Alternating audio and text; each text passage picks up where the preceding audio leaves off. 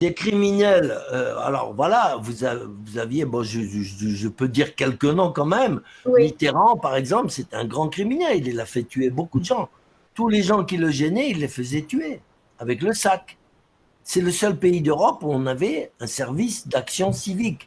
Et moi, je le dis dans beaucoup d'émissions, je dis que le SAC, c'était pour l'action, ils étaient là, mais pour le civisme, non.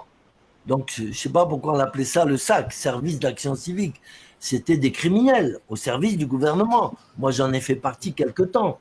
Et donc, je vous dis que la France, oui, la plupart de nos ministres, de nos gouvernants ont été de grands criminels. Colonisation est-elle vraiment un crime? Si je débarque en France, que j'exécute le président et tous les responsables politiques, que je pille les richesses du pays, que je soumets les habitants aux travaux forcés en commettant des crimes de masse, diriez-vous que je commets un crime?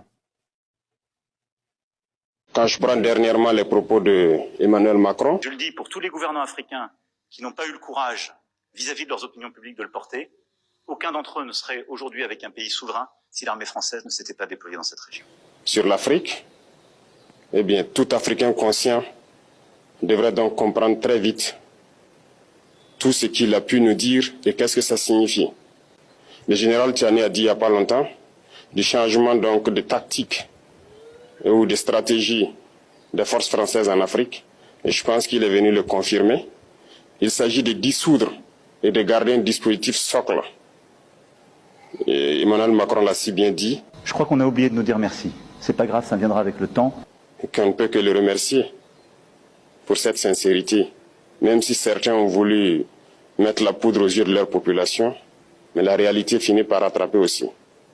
Il a aussi insulté tous les Africains. L'ingratitude, je suis bien placé pour le savoir, c'est une maladie non transmissible à l'homme. L'ingratitude est une maladie non transmissible aux humains.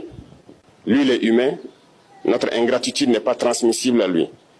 Voilà comment ce monsieur voit l'Afrique, voit les Africains. Nous ne sommes pas des humains à ses yeux. Mais s'il y a bien un ingrat, c'est bien lui. Manu, Manu, Manu.